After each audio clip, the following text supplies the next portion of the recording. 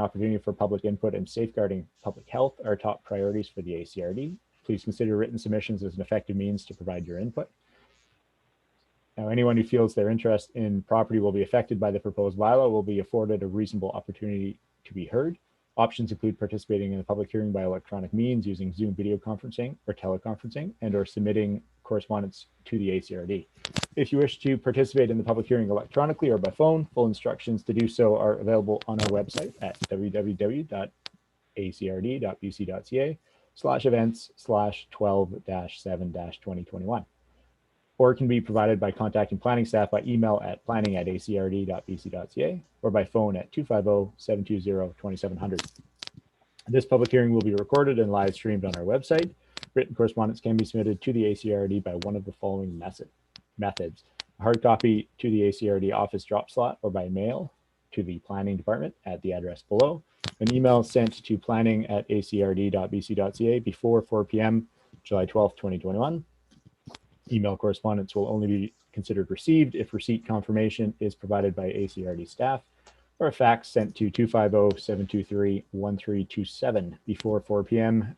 July 12th, 2021.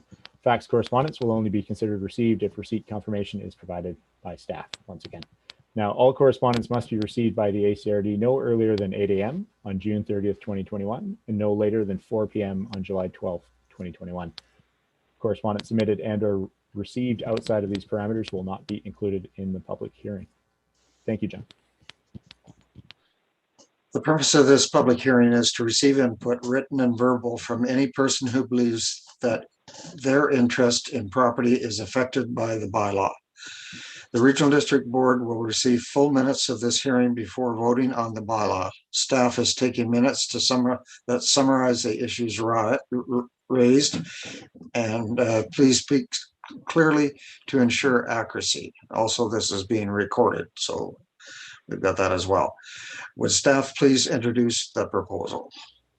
Thank you. So I will begin with noting that the agency referral responses that we have received noted no objections or interest unaffected. Copies of those referral responses are available for public review on the ACRD website and will be part of the public hearing report considered by the board. There was no correspondence received from the public ahead of the hearing. One submission was received from the applicant ahead of the public hearing. The applicant will have an opportunity to add to their comments later on in the meeting, but the submission is available for public review on the ACRD website. If anybody is interested, it will be part of the public hearing report considered by the board.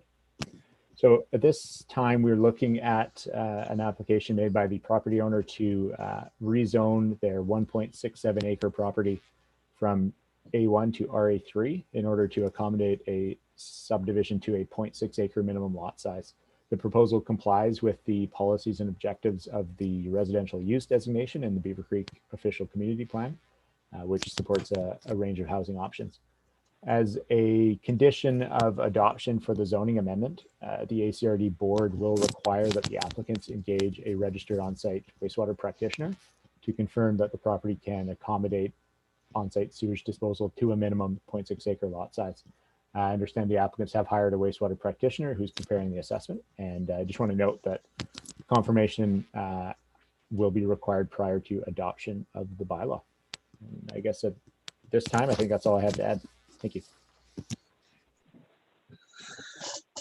Okay, so would the applicant like to say anything at this time?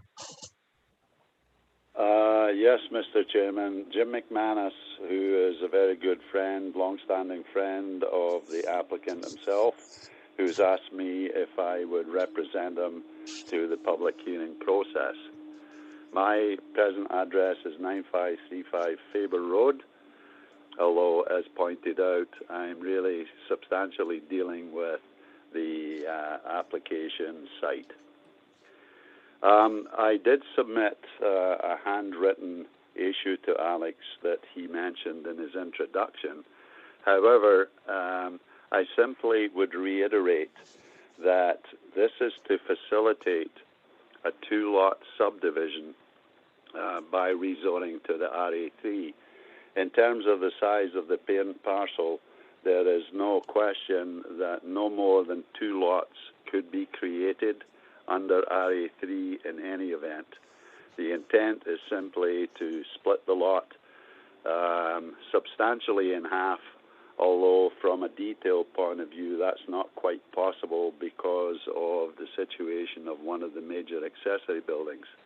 However, the proposal and the zoning bylaw change in density is compatible with the OCP requirements.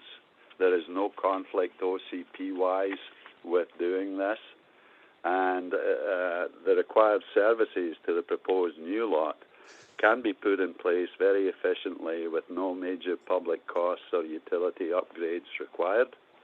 As Alex noted, we have talked to a number of sewage disposal practitioners.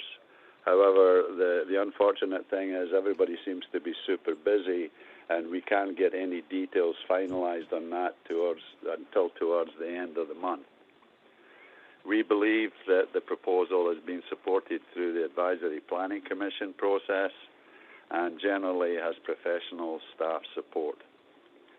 Other than that, more of a housekeeping issue, the schedule to bylaw P1425 does not seem to reflect accurately Plan 28232 legal boundaries, particularly at the west end of the lot relating to the Swanson Road gazetted closure.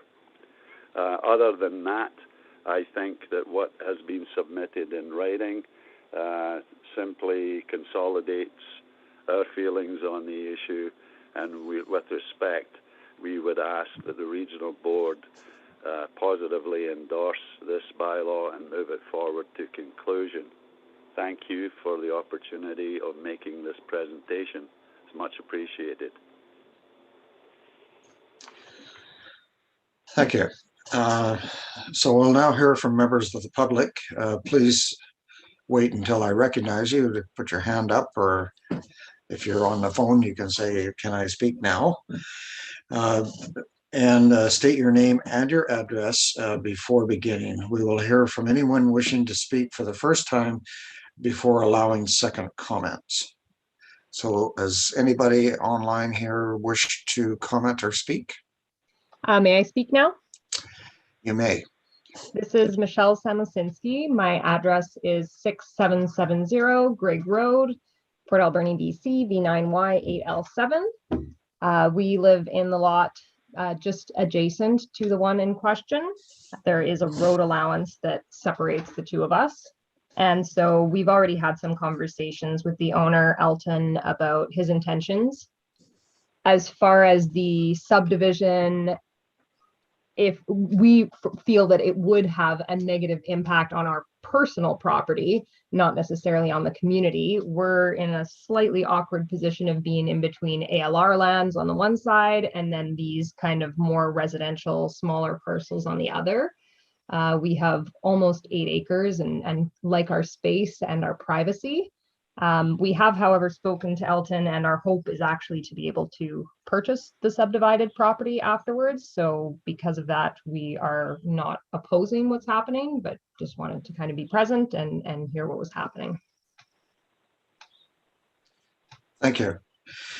So one question I have of staff is the letter from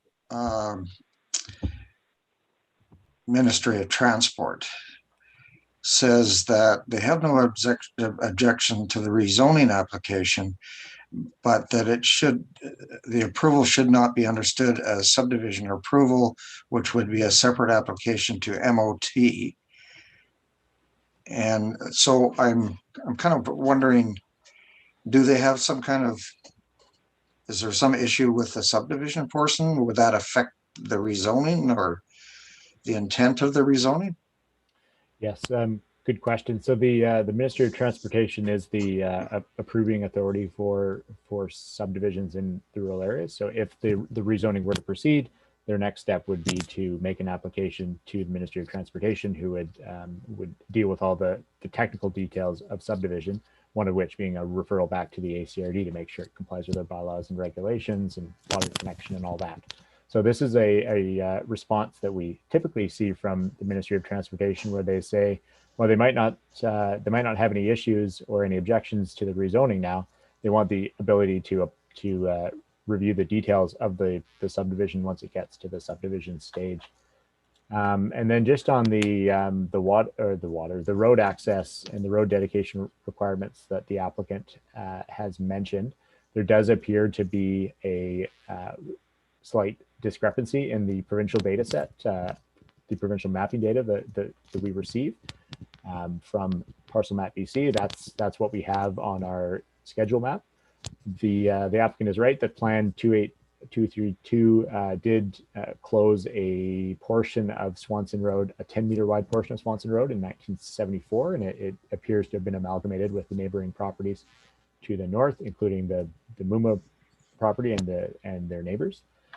So as they work through the subdivision application, any discrepancy in that provincial data set will be resolved with the province. There does remain a right-of-way, a 14.3 meter wide right-of-way of Swanson Road, I guess it is, between the subject property and the neighboring property to the south, where Michelle and her husband live. This portion of Swanson Road is unbuilt. And like I said, it's just over 14 meters wide and about 47 feet.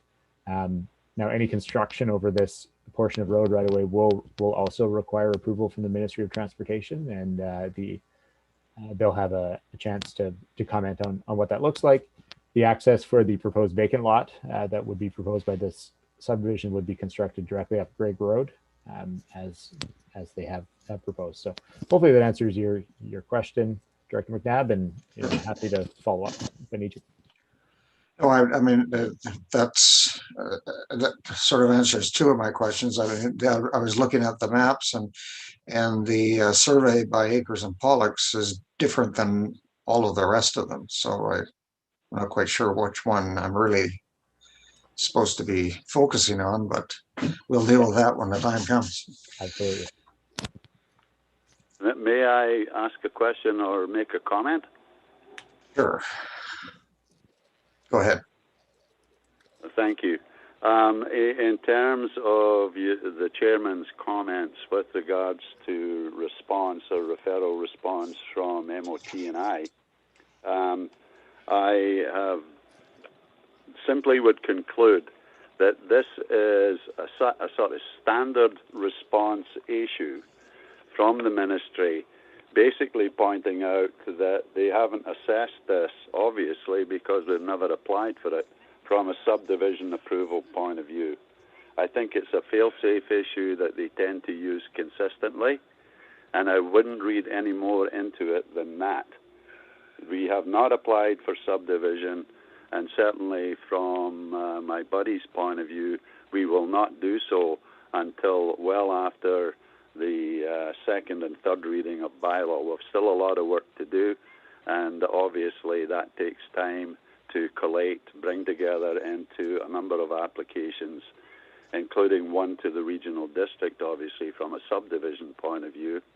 We do note that there may very well be a requirement for development permit application also based on the eastern side of the lot, simply because of the distance from the lot lines to the creek. And in terms of the OCP, this is classified basically as an environmental development permit requirement to protect fisheries resource. So we know that there's a number of issues that we still have to work on. We're diligently doing so. And lastly, on behalf of myself and Elton, we'd like to thank Michelle for her comments also. Thank you. Okay. So please be advised that members of the Board of Directors of the Regional District cannot receive any new information related to this bylaw between the end of this hearing and making a decision on the bylaw next board meeting, July 28th. If any member does so, the hearing will be invalidated and would have to be done again. So what that means is don't phone with new information. Any director, including myself, they'll all have the material to read, and any attempt to lobby for or against would just mean we have to start the whole thing over again, which nobody really wants. So with that in mind, does anybody have any final comments in the audience or staff? No, sir. Michelle, Good. you're muted, but Nope, nope. okay. So I will ask this 3 times. So that's once. Does anybody in the audience have any further comments? And for a 3rd time, does anybody have any further comments? Hearing no further comments, I declare this meeting terminated. Thank you. Thank you, everybody.